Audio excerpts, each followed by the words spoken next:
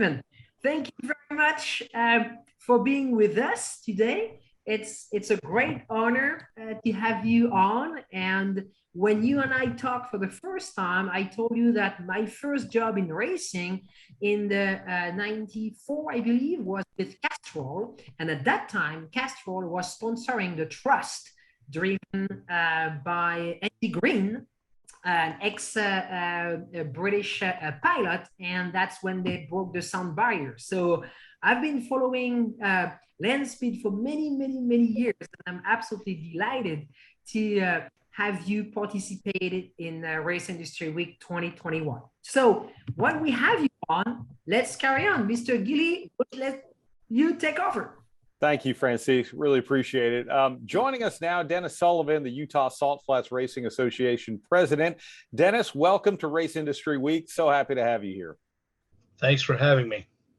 All right. Well, give us an overview, because I think if, for me, and I'm 50 years old, I mean, people have always been fascinated by speed and hearing about the Bonneville Salt Flats and everything that goes on down there. And I know a lot of people think about chasing the ultimate speed, but there's obviously like a lot of different types of racing out there, or whatever it might be, different categories, different classes, new records being broken all the time, and, people writing their name into the record book as well. So, give us a little bit of an overview of what you guys do, when you do it, all of that.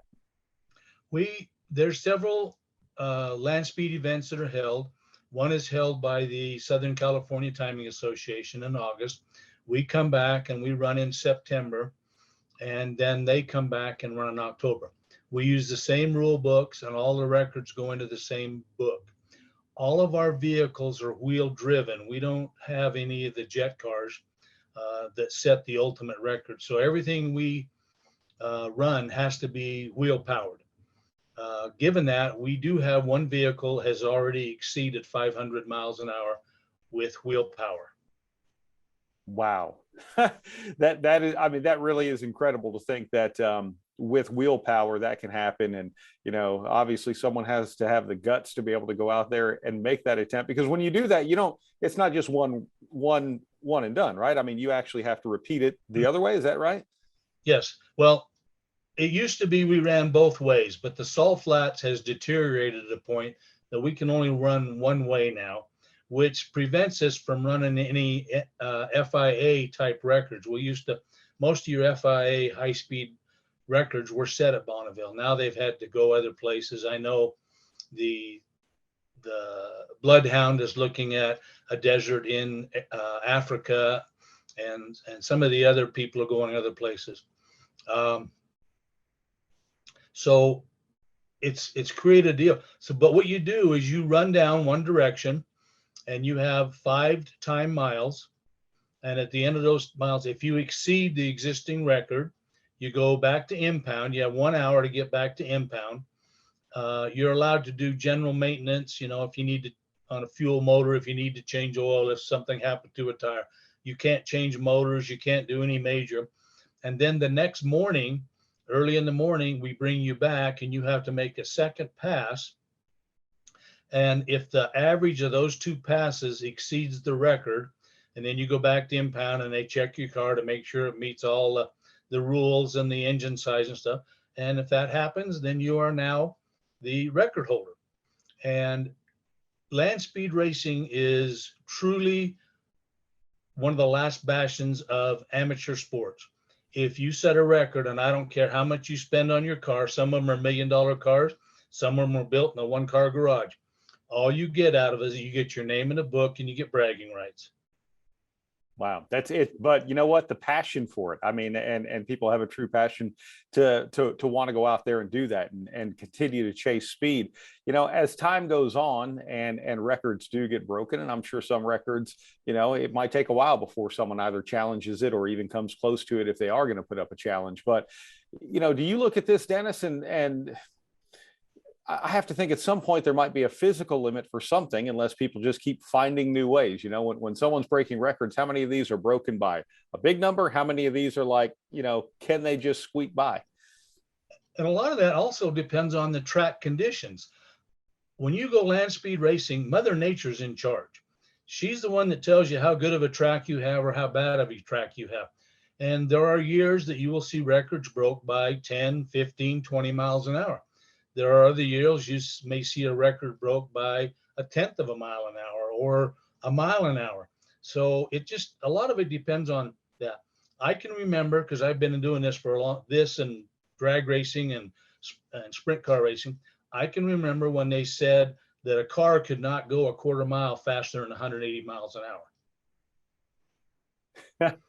Yeah, and now we've had to shorten the track by 320 feet, and still trying to keep them, down to just over 300, which is pretty incredible, how all of that works. When you have your event, and let's talk about that too, because I know you actually allow spectators and a lot of different things that go on. Give us an idea of what goes into organizing the event, and either from the competitor standpoint, someone who wants to go out there and break a record, how they can get involved if they're not already, and even from a spectator standpoint of some of the different things that are part of the event.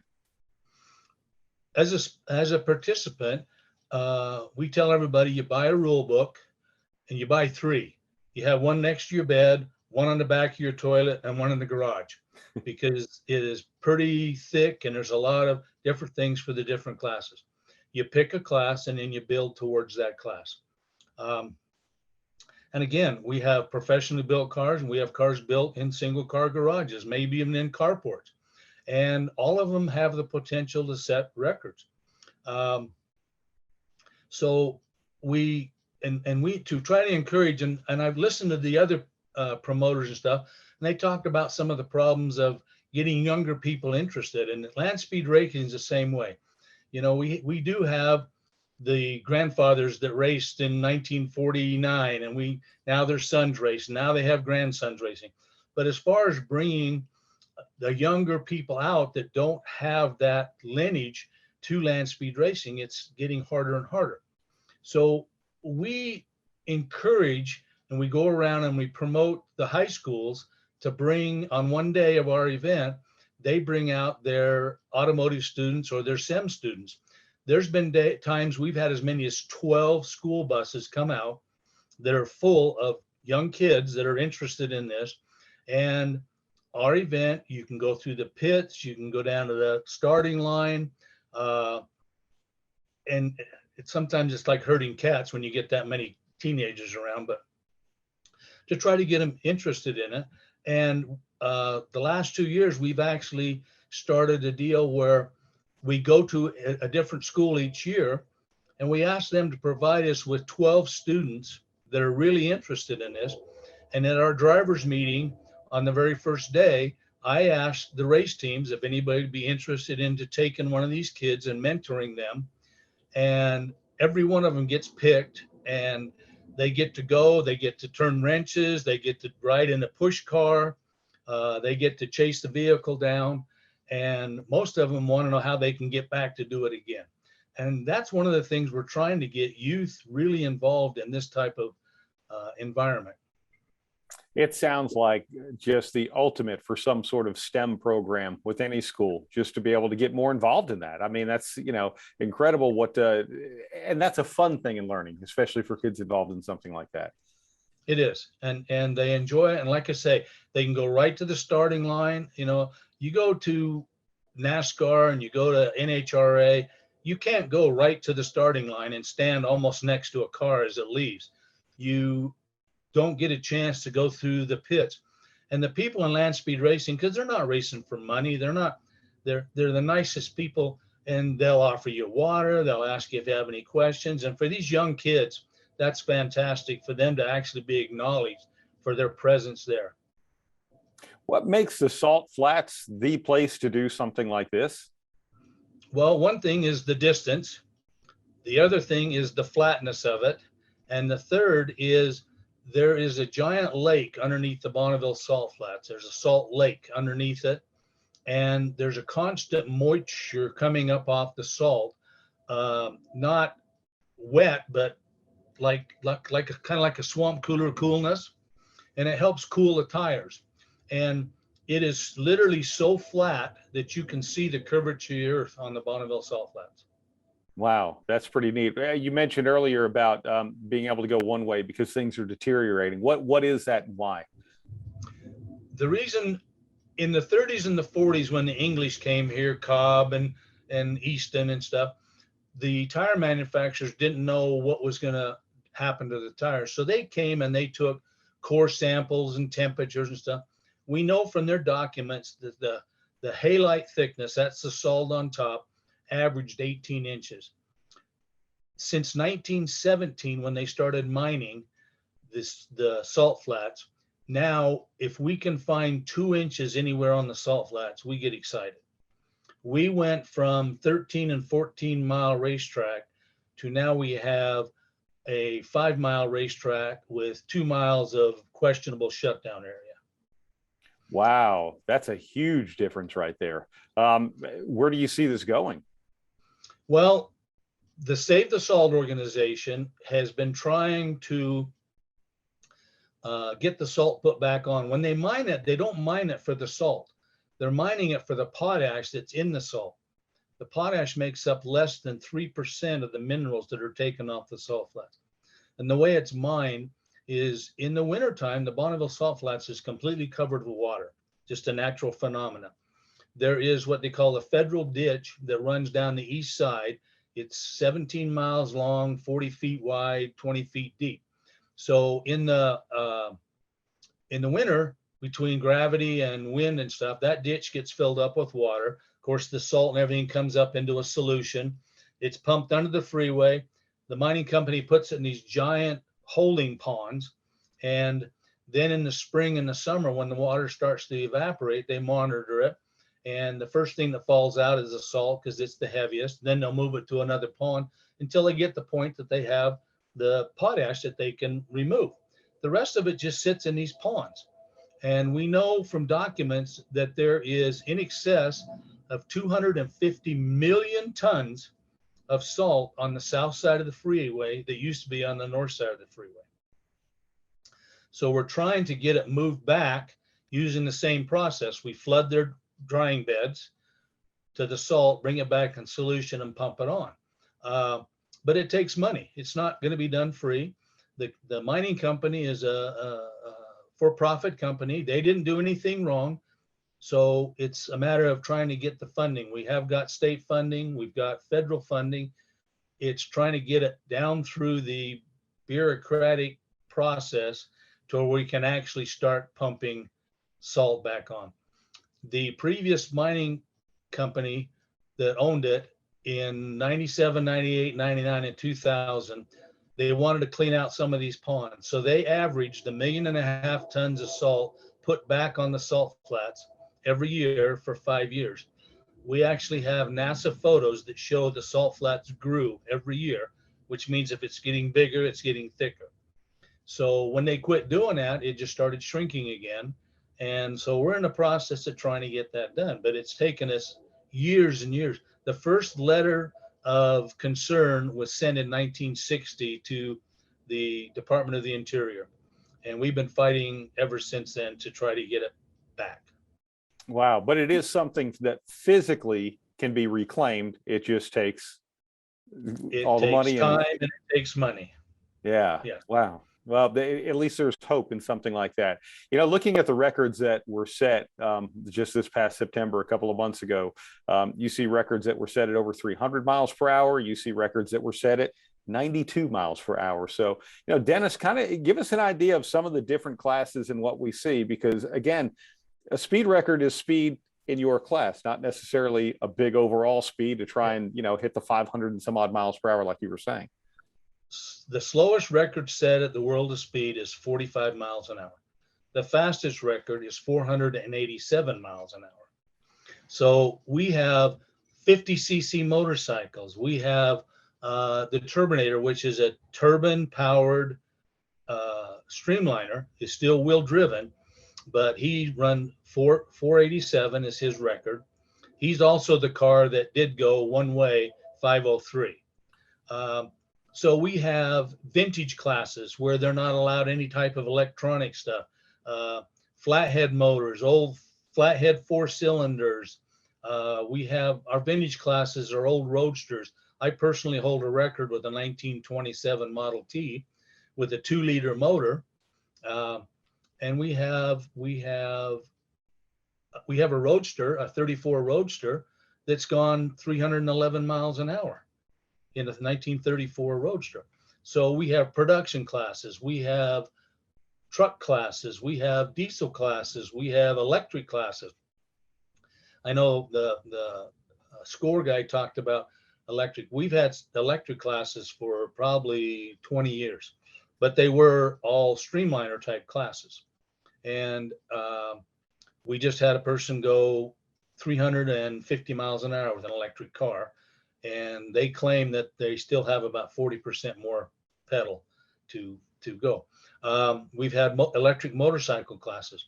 I'm sure with the automobile industry starting to produce electric trucks, electric cars, that we're going to have to expand to start accepting classes for those type of vehicles. Oh yeah, and when you say streamliner, that's, you know, typically what we see coming out of there, the image is like what effectively looks like an airplane with no wings, right? Exactly. Long, skinny, everything's tucked in, very, very aerodynamic. Most of them have a stabilizing fin on top. They've been equated to trying to put 10 pounds of stuff in a 5-pound hat because of all the stuff they try to put inside that little tiny body. So. You know, it's interesting too, Dennis. A lot of people that we talk to and interact with in the racing industry, whether it be circle track racing or road course racing, talking about off roads, you know, a lot of the rule books are pretty strict in what they do, because in that type of environment, whatever sanctioning body it might be looking for parity, and they're talking about spec parts and different things like that. And I know a lot of people who are mechanics and innovators would really love to go out there and just try different things and innovate more. Sounds like you have about the best outlet for that. You'll go out there and you'll pick any one class and you'll see 5 different vehicles that are in that class, and not 2 of them look exactly the same. And it's the engineer's dream to go out there and figure out how you can make it go faster. Most of our rules are safety rules, and unfortunately, a good portion of those are written in blood.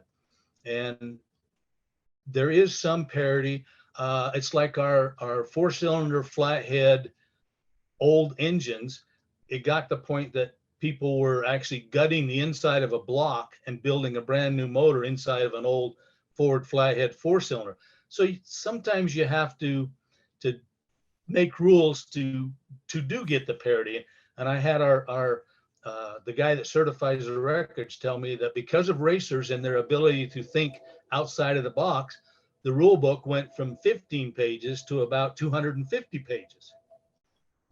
Wow, that's incredible. But, you know, and again, here on EPARTRADE, if you just go through the EPARTRADE website, you can find so many vendors and suppliers of different types of products and all of that, using what happens out there on the salt flats as a proving ground. You know, if you want to be able to say, hey, my pistons were in this car, or, you know, my cylinder heads did this, whatever it might be. How much of that do you see? And again, I think I even asked, you know, Jim with Score this, how much of an untapped market is it for people who are out there with products to sell and showcase? It obviously it is an untapped market. I don't know how big it is. You do see some sponsorship, but when you only held 1 race or 2 races a year, and again, nobody's doing it for money, nobody's doing it for a profession. People do get sponsors, but it's hard to even get a sponsor for the event, because it's only, for us, it's 4 days a year. For the California guys, it's 2 events. It equates to about 7 days. So it's hard to get a big sponsorship. We have in the past. 1 year, Fiat came because they wanted to run some cars. They came and they sponsored our whole event. So it's hard sometimes to get that type of stuff. Yeah. A couple of things from the chat here. One of them, electric cars have been cited, but what about the development of synthetic fuels? Does that apply in the sector? Right. What we've done in the past, if someone has come, and we do have what they call a time only class, where if your car doesn't meet a specific class or something, you can come and run for time only. We give you an official slip. All of our courses are surveyed. All of our timing equipment is certified.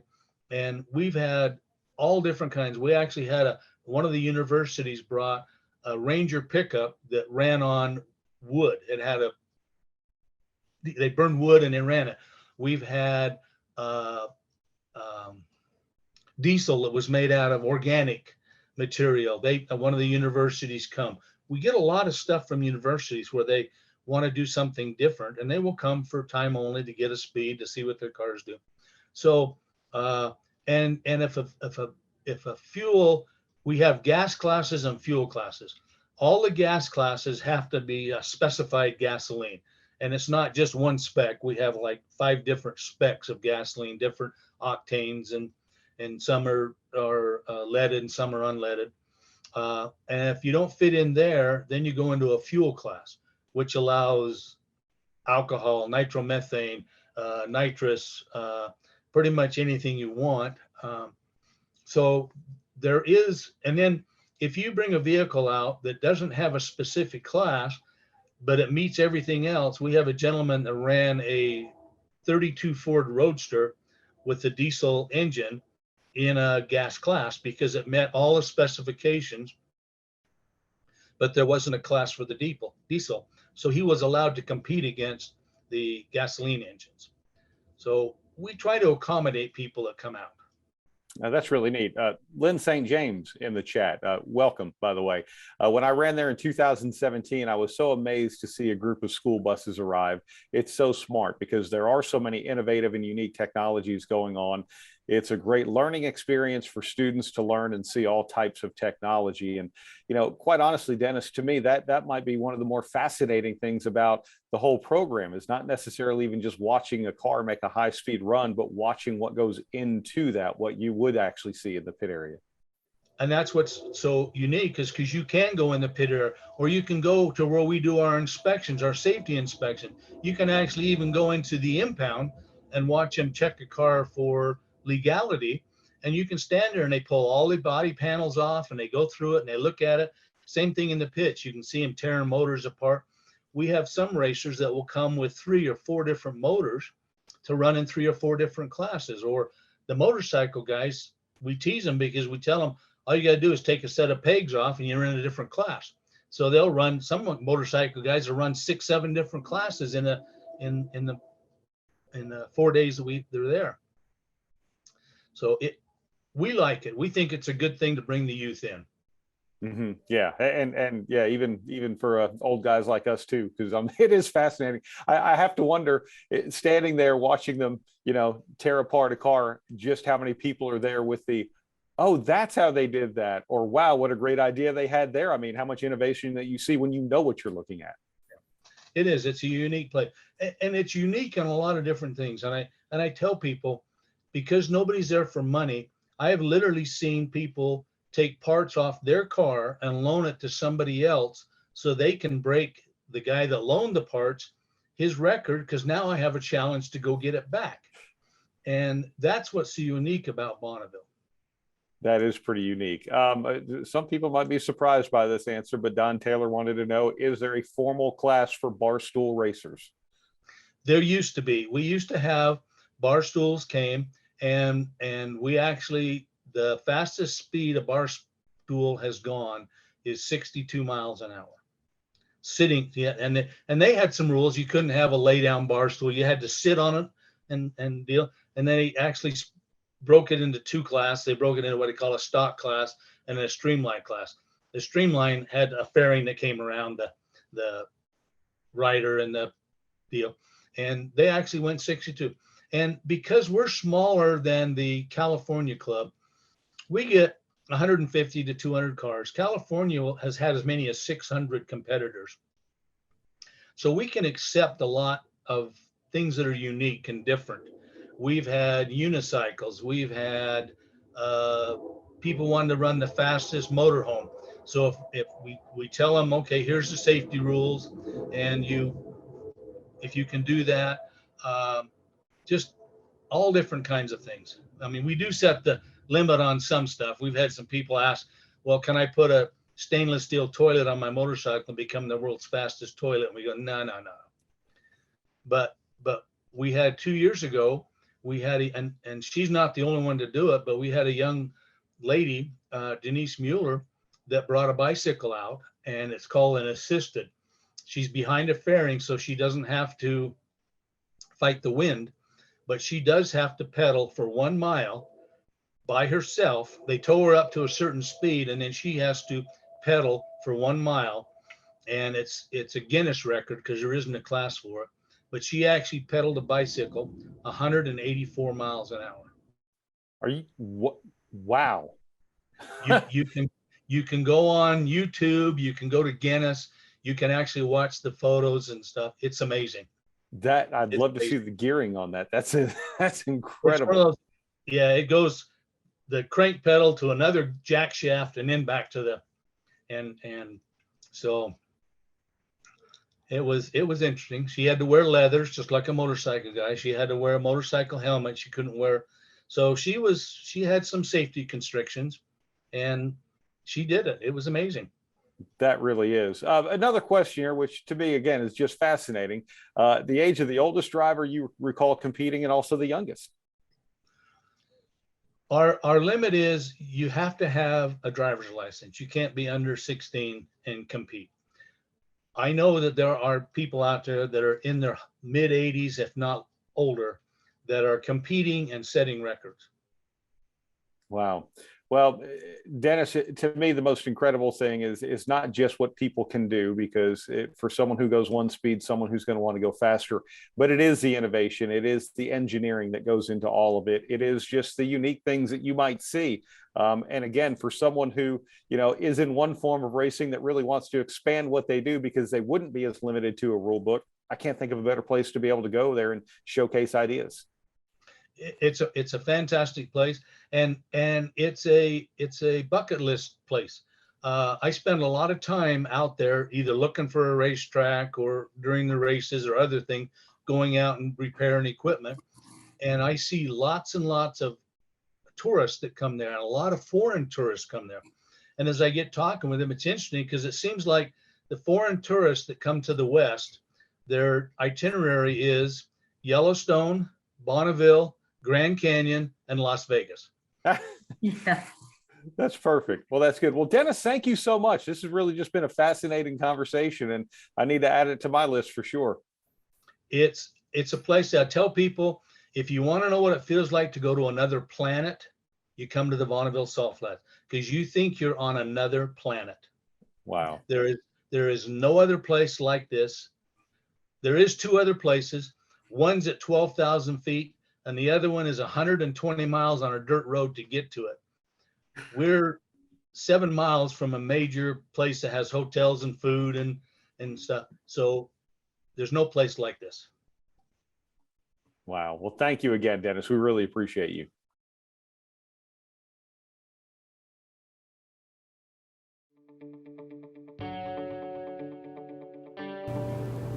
The concept for EPARTRADE is basically, in my opinion, there's a big hole in the internet. So the internet started many years ago, but there's never been an online business community for racers on the World Wide Web. The need for EPARTRADE is actually quite obvious. Basically, people in the business of auto racing need a place online to hang out and to get their problems solved. It's extremely simple for a buyer or for a supplier to interact on the platform. The first thing you need to do is sign in, which is free. And the second thing is, when you see a product that you're interested in, all you need to do is click on request more information. If it's a company, you click on request more information, and then from there, it is forwarded directly to the buyer or to the supplier. You can go to epartrade.com, you become part of a community of businesses in racing, and it makes sourcing products much easier than just on the internet or using Google. At EPARTRADE, there is no e-commerce. It's literally a connection just like at a trade show. So now, any time of the year, a buyer could reach out to a supplier through an email. More than that, it's a place to go just to keep current every day. So it's a good place to start your workday in your racing business or in your offices of your professional race team. And you know you're current when it comes to new technology, industry news, technical papers, technical videos, all of that and more. We're not looking for a million hits per day. All we want is people who are really the volume buyers of racing products in the racing industry to be part of the little world of EPARTRADE. We have racing businesses participating from around the world. So you get suppliers from around the world, you get buyers from around the world. EPARTRADE really eliminates having to travel, closing down your shop. Now you have a place to showcase globally your racing product and technology.